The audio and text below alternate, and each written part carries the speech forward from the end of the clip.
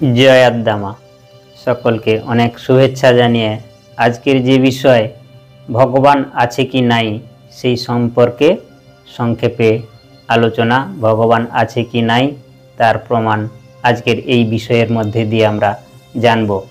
আদ্দামা, আদ্যা শক্তি মহামায়া, অনেকে ডাকে, বলছে মাকে তো এত ডাকছি কোনো তার সাড়া পাচ্ছি না। অনেকের মনে আবার অনেক প্রশ্ন, ভগবান কি সত্যি আছেন? তো আজকের এই কাহিনীর মধ্যে দিয়ে আমরা বুঝব সত্যিকারের ভগবান আছেন কিনা এবং তিনি কিভাবে আমাদের সঙ্গে আমাদেরকে কিভাবে পরিচালনা করছেন বা তাকে আমরা কিভাবে অনুভব করতে পারবো। এক সময় এক জায়গায় এক ধর্ম আলোচনার সভার আয়োজন করা হয়েছিল। সেই সভাতে দু ধরনের লোককে আমন্ত্রণ জানানো হয়েছিল। ভগবান যে আছেন আস্তিক, তিনি প্রমাণ করাবেন যে ভগবান আছেন। আর সেই সঙ্গে সঙ্গে যিনি ভগবানকে মানেন না, যিনি নাস্তিক, আস্তিক, নো আস্তিক, মানে যে আস্তিক নয় তাকে বলা হয় নাস্তিক।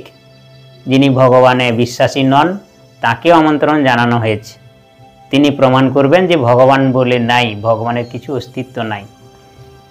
তো নাস্তিক মহানন্দে সেই একটা নির্দিষ্ট দিনে নির্দিষ্ট সময়ে সেই সভায় অনেক লোকজনকে আমন্ত্রণ জানানো হয়েছে, অনেক লোকের ভিড়। নির্দিষ্ট সময়ে নাস্তিক তিনি এসে উপস্থিত।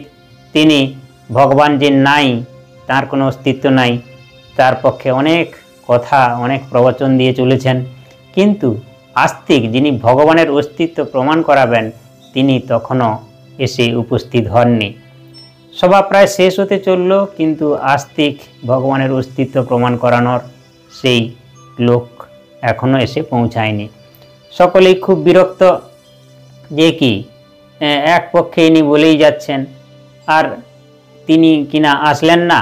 সভা শেষ হওয়ার সময় হয়ে গেল, আস্তিকের কথা না শুনে মানুষের মনে ঠিক স্বস্তি হচ্ছিল না। আর এদিকে নাস্তিক বাবাজি বলে চলেছেন যে দেখলে তো, ওই যাকে আপনারা আস্তিক বলছেন তিনি ভয়ে আসেননি, কারণ ভগবানের অস্তিত্ব প্রমাণ করানো সম্ভব নয়। ভগবান বলে কিছু নাই, সবই এমনে ভাবেই চলছে। তখন অনেক শেষের দিকে সেই আস্তিক মহাশয় এসে উপস্থিত। তখন সকলে বিরক্ত, তাকে বকাবকি গালাগালি করতে লাগলো যে এত দেরি করে তুমি আসলে, কখন সবার কাজ মিটে যেত, তোমার কোনো টাইম জ্ঞান নেই, তোমার কোনো দায়িত্ববোধ নাই।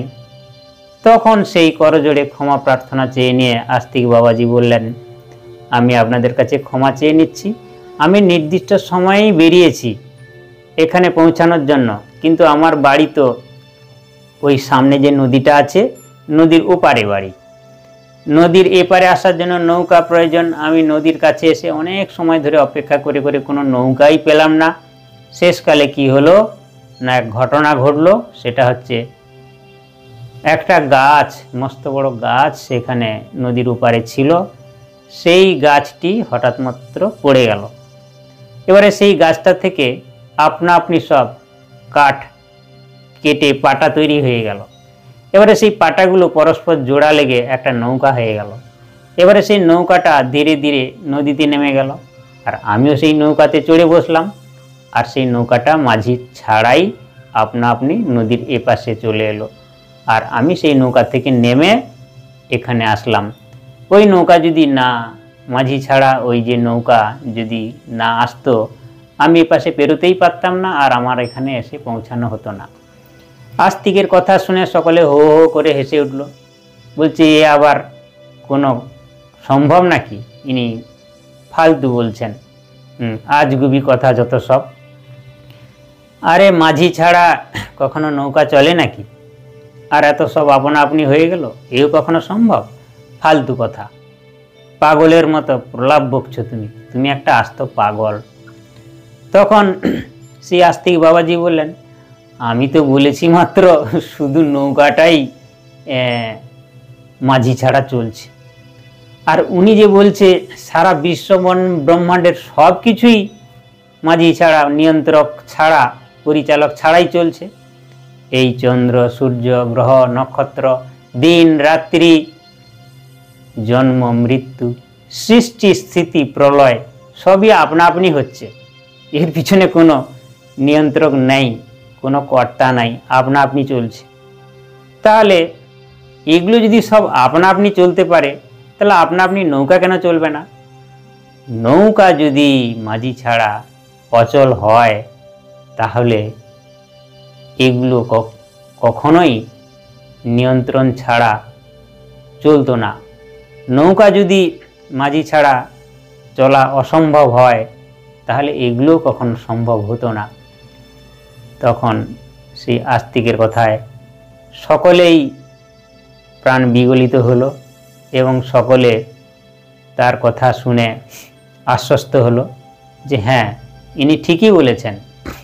একটা নৌকা যেমন মাঝি ছাড়া চলতে পারে না, ঠিক তেমনি এই বিশ্ব ব্রহ্মাণ্ড, গ্রহ নক্ষত্র, সৃষ্টি স্থিতি লয় প্রলয়, এই আকাশ বাতাস, দিন রাত্রি, ভালো মন্দ, সুখ দুঃখ, এগুলো আপনা আপনি সব কিছু কখনোই চলা অসম্ভব।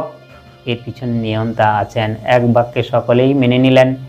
তাকে কেউ বলে ভগবান, কেউ বলে আল্লাহ, কেউ বলে গড, কেউ বলে আদ্যা শক্তি মহামায়া, আমাদের আদ্যা মা।